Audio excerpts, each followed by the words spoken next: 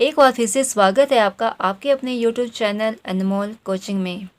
पिछली वीडियो में हमने हिमाचल प्रदेश की कुछ महत्वपूर्ण जल विद्युत परियोजनाओं के बारे में जाना था और ये जाना था कि हिमाचल प्रदेश राज्य विद्युत बोर्ड की स्थापना कब हुई थी। तो हिमाचल प्रदेश राज्य विद्युत बोर्ड की स्थापना हुई थी 1971 ईस्वी में, जब हमारा हिमाचल प्रदेश एक पूर्ण राज्य बना था या फिर हिमाचल प्रदेश ने पूर्ण राज्य का दर्जा प्राप्त किया था।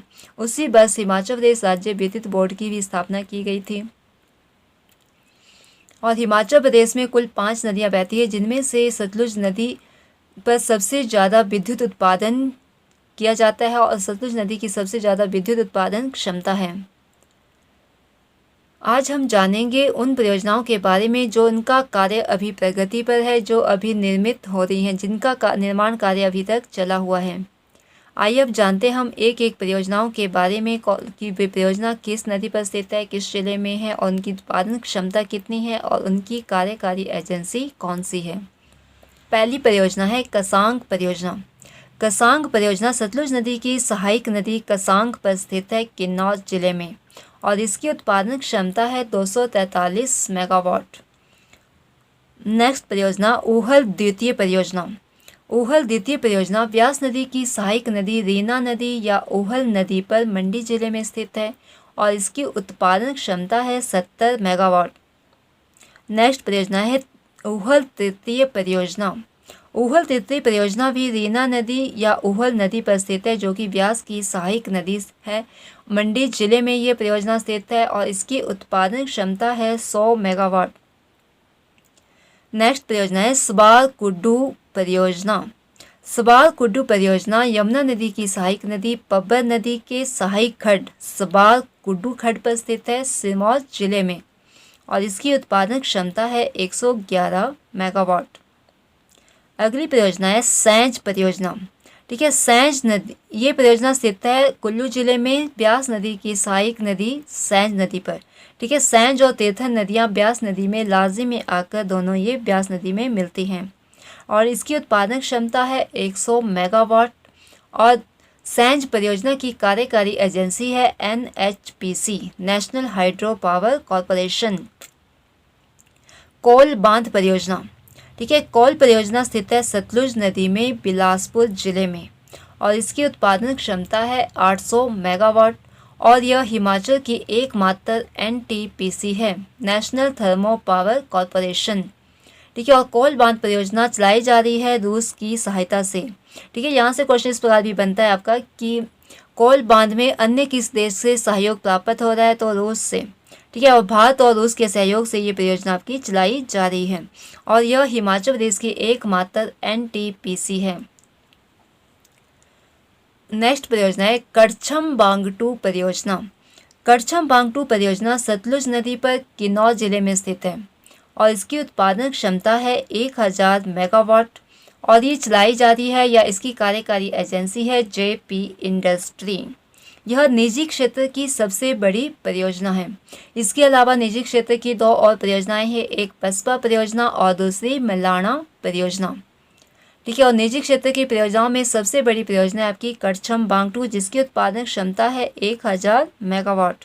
अगली परियोजना है रामपुर परियोजना। रामपुर परियोजना सतलुज नदी पर स्थित है, शिमला जिला में, और शिमला के एग्जिट स्थान रामपुर में, और इसकी उत्पादन क्षमता है 412 मेगावाट और इसकी कार्यकारी एजेंसी है SJVNL अर्थात सतलुज जल विद्युत निगम लिमिटेड। नेक्स्ट परियोजना है धमुराड़ी सुंडा परियोजना। धमुराड़ी सुंडा परियोजना यमुना नदी की सहायक नदी पब्बर नदी पर स्थित है, शिमला जिला में, और इसकी उत्पादन क्षमता है 70 मेगावाट।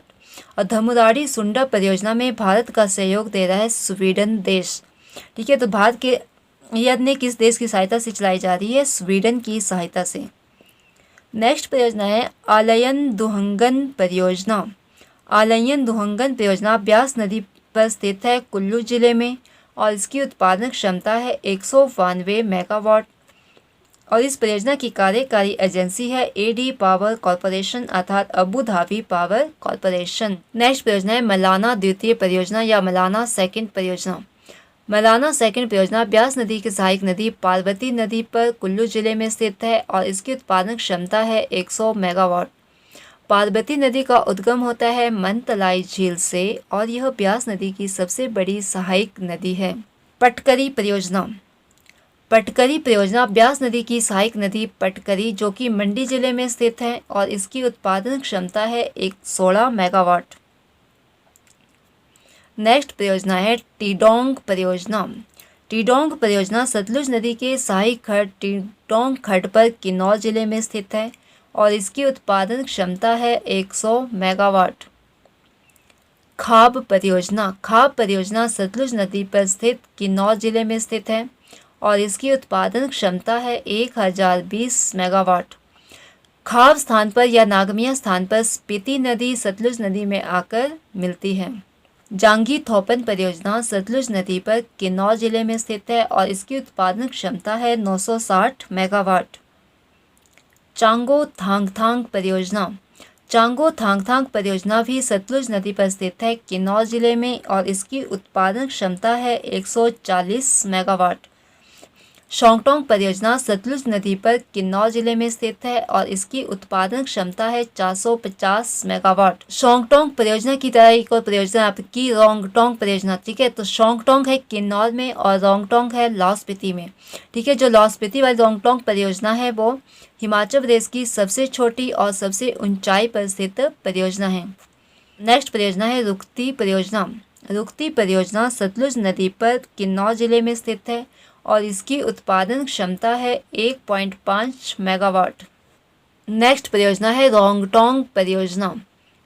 रोंगटोंग परियोजना सतलुज नदी की सहायक नदी स्पीति का सहायक खड्ड रोंगटोंग पर स्थित है लाहौल स्पीति जिले में और इसकी उत्पादन क्षमता है 2 मेगावाट। यह हिमाचल प्रदेश की सबसे ऊंचाई पर स्थित और सबसे छोटी परियोजना है। रोंगटोंग परियोजना एक पन विद्युत परियोजना है। नेक्स्ट परियोजना है हड़सर परियोजना। हड़सर परियोजना रावी नदी पर चंबा जिले में स्थित है और इसकी उत्पादन क्षमता है 60 मेगावाट। नेक्स्ट परियोजना है भरमौर परियोजना। भरमौर परियोजना भी आपकी रावी नदी पर स्थित है चंबा जिले में और इसकी उत्पादन क्षमता है 45 मेगावाट।